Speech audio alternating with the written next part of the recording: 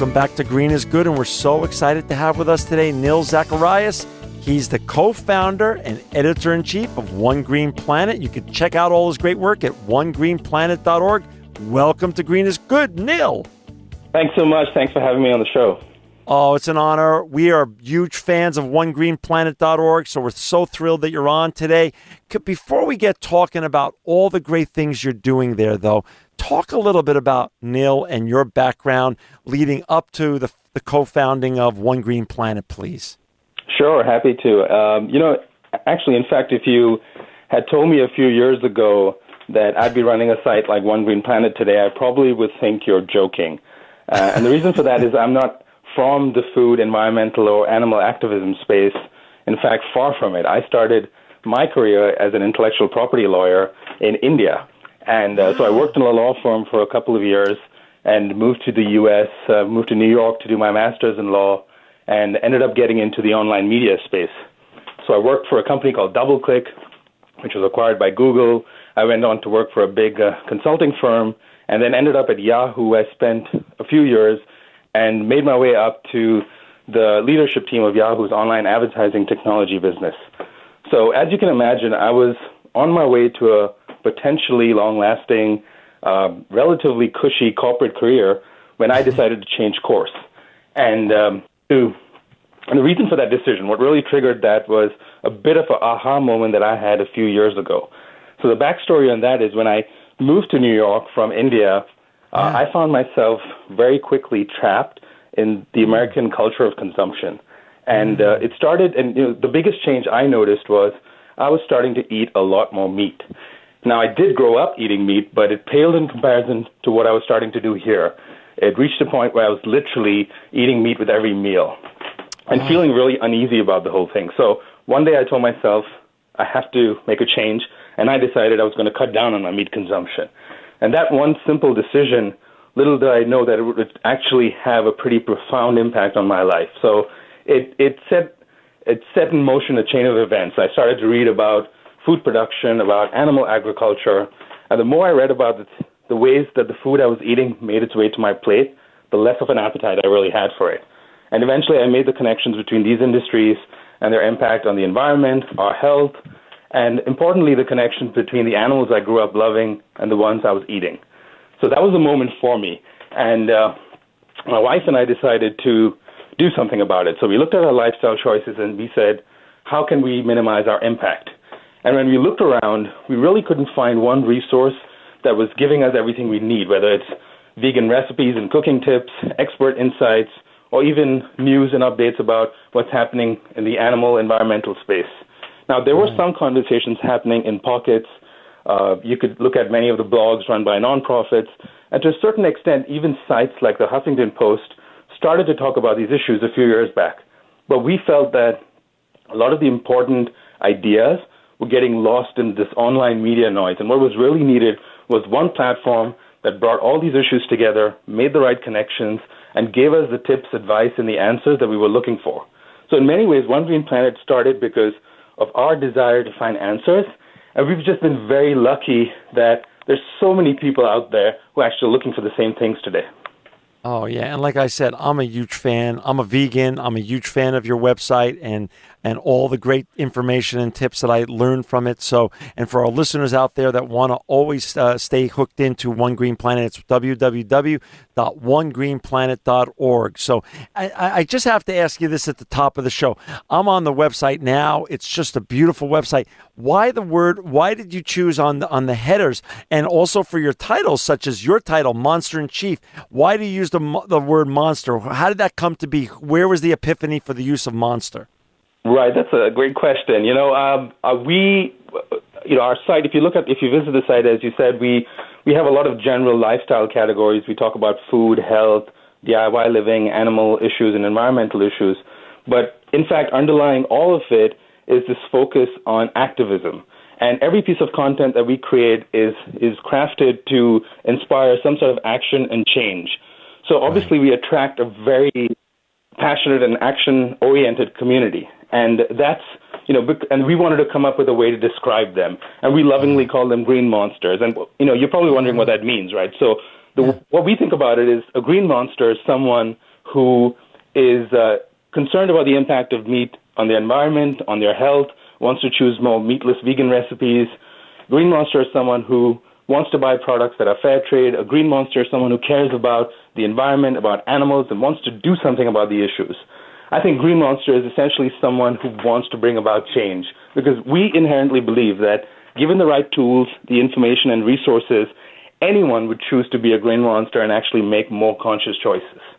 That's awesome. That makes so much sense to me. So, that makes a lot of sense. And for our listeners out there, it's onegreenplanet.org. So you're connecting all the dots between lifestyle, environment, animal issues.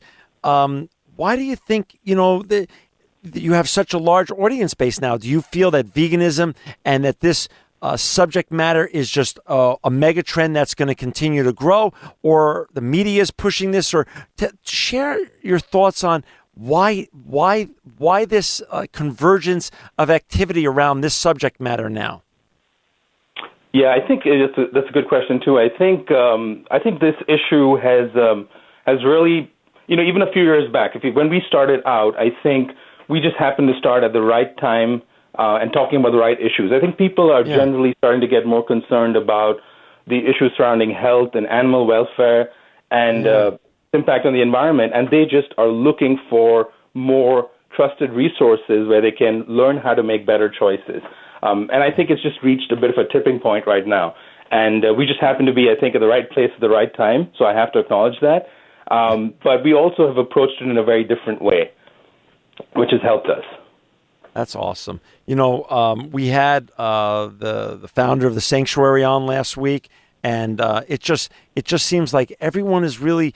I have people come up to me and ask me, how do you become a vegan? And I start sharing some of the tips, and then before you know it, people start feeling better when they stop eating meat and they just start cutting dairy out of their life and stuff like that. So I'm sure the feedback that you're getting from your audience has been very, very positive. Yeah, I think one of the things that's helped us too in terms of how we've grown so fast. So we've only been around for 2 years, and so we're in many ways just getting started. But what's really helped us is, as I said before, we started the site really to be a discovery platform where this emerging conscious generation, like my wife and myself, could find answers. So in many ways, we not only think like our readers, we are them. So we're in this together with them. We're learning and we're growing. So I think it helps us not just, we didn't start the site as experts. We are not experts. We're looking for the same answers everyone else is, and that's really been beneficial for us. So for our listeners out there that want to start changing their life, what we love to give on the show, Nil, is solutions. So what's the one choice that you think has the biggest impact for people, animals, and the planet that they can make? Yeah, that's easy. It's a choice that we make 3 or more times a day. The food that we eat, I think, and you said this too, I think meat is unsustainable. Meat is, I think everyone knows the facts. Meat is a big contributor to greenhouse gas emissions, depleting our natural resources, polluting our air and water. Bottom line, it's a destructive force. And the best way to counter that destructive force is to reduce meat and dairy consumption and eat more plant-based foods. So that one choice that I talk about always, which is simple yet is so challenging and difficult for some people to take on, is to eat more plant-based foods, because that one choice has the maximum positive impact, not just on the environment, but also on your health and obviously on the lives of animals. For our listeners out there that don't have the ability to look at Nil's website right now while they're listening to the show, it is just so beautiful and colorful, and you cover so many topics. I'll just give a couple on the header. Earth Monster, all about the earth. Food Monster, Health Monster, Recipe Monster, what's the current buzz monster, Life Monster.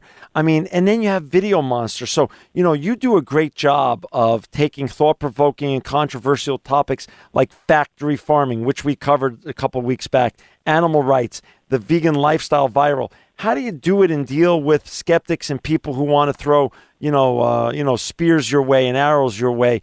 How do you deal with the critics and the people who are very much against what you're trying to propose and shed some light on?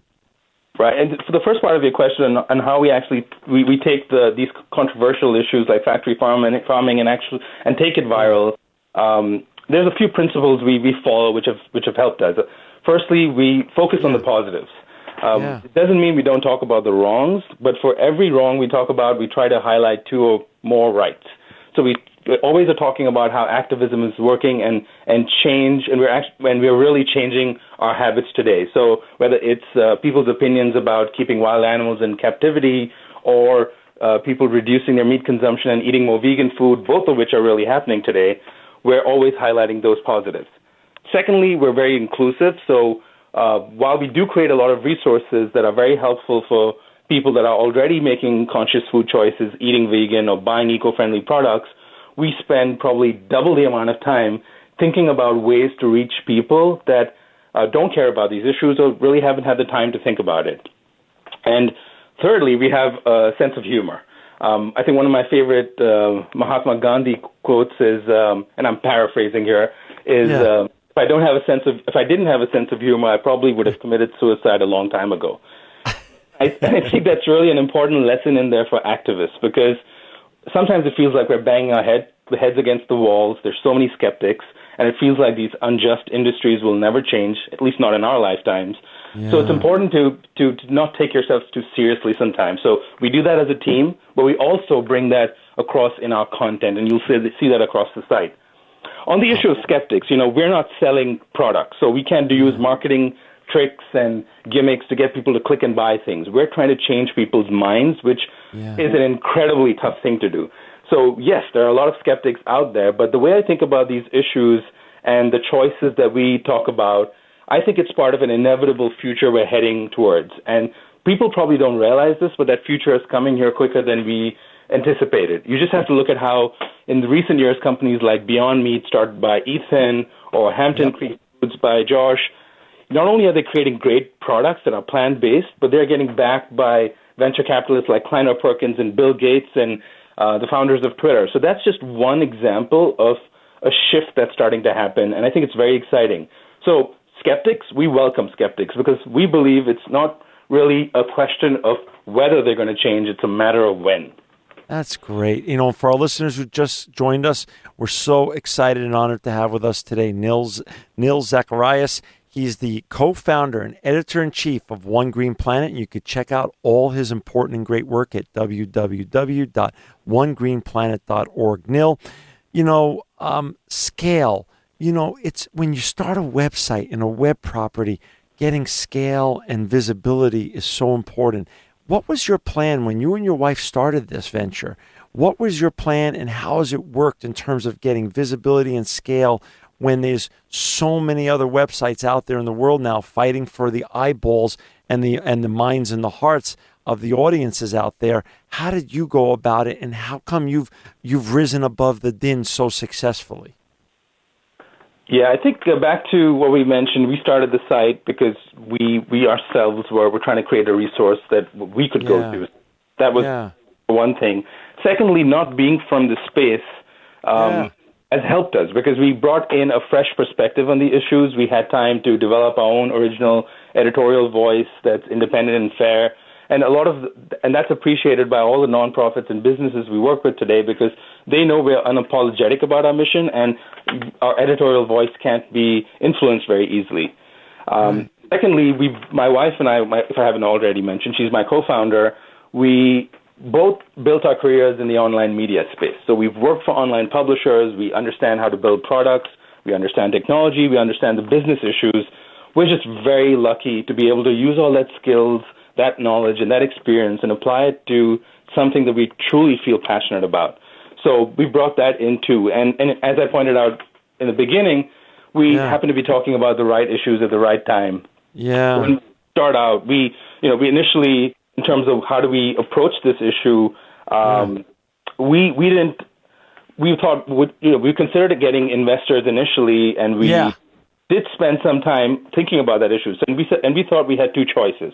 We could spend 2 months or maybe more than that talking to potential investors and convincing them we had the right idea, or we could use the same time and build it ourselves. So obviously we chose the latter. We've built this independently. And we've in many ways surprised ourselves. We're now as big as some sites that have millions in investment and have done it by just staying committed to our vision and running a very lean operation.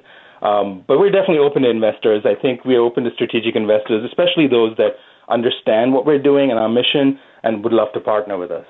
And what's the next steps? Like, speaking about strategic investors, I understand that. What's your goal when you and your wife are done with the day and you go have a meal together and you're talking about where to take this? What's both of your visions, collective vision, and how far do you want to go with this, and how big can it get? Yeah, we think of One Green Planet as not just a content publishing website. We have a bit of a different take on it. We think of ourselves as a technology platform that's powered by content, but that has tools and resources that can empower nonprofits in the space, as well as these emerging new businesses that are trying to do good, and consumers who are trying to make better choices. And we're really, as I said, we're just getting started in many ways.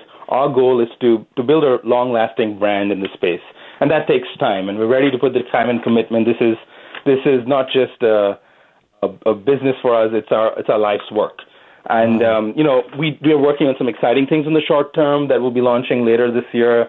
I think it's just going to take our site to a whole new level. But we want to create a long-standing brand that's associated with this emerging conscious consumerism economy that's rising. Neil, we have so many young people from around the world that listen to the show, and they get so inspired by great people like you who are doing such important and relevant work. Do you have any advice for other people now, other social entrepreneurs in training or other social entrepreneurs in school that want to go and become the next Neil and go found the next One Green Planet or the next Beyond Meat or other great brand? What are some of your favorite tips for social entrepreneurs out there that want to be as successful as you are? Yeah, I think you probably know this, John, too, but entrepreneurship is not easy, and it's not for everyone. And I think some people probably are of the opinion that idealism has no place in entrepreneurship because, especially if you're trying to build a startup that's focused on growth. But I believe that idealism actually makes me a better entrepreneur. And I say that because no matter what business you start, even if it's not focused on social good, you're going to have skeptics. You're going to have people who will question the long-term viability of your product, about your business plan, about your judgment, and possibly even your sanity.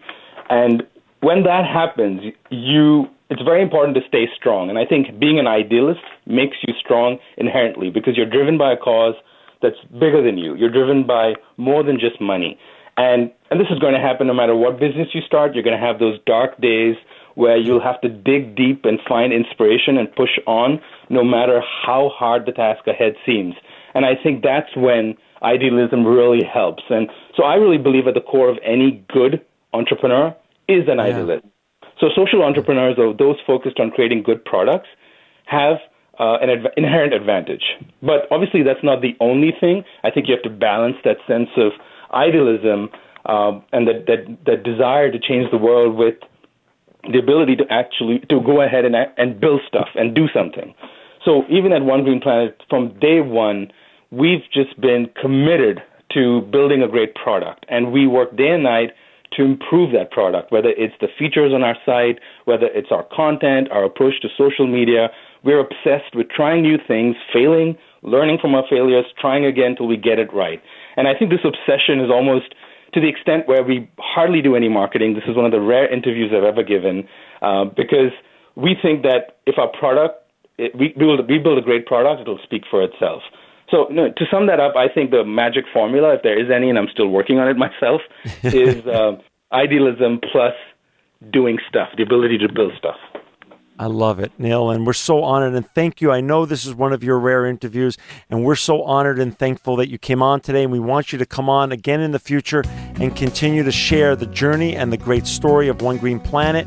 For our listeners out there, please join the Green Monster community at One Green Planet at www.onegreenplanet.org. Thank you, Neil, for being an inspiring green monster and sustainability superstar. You are truly living proof that green is good.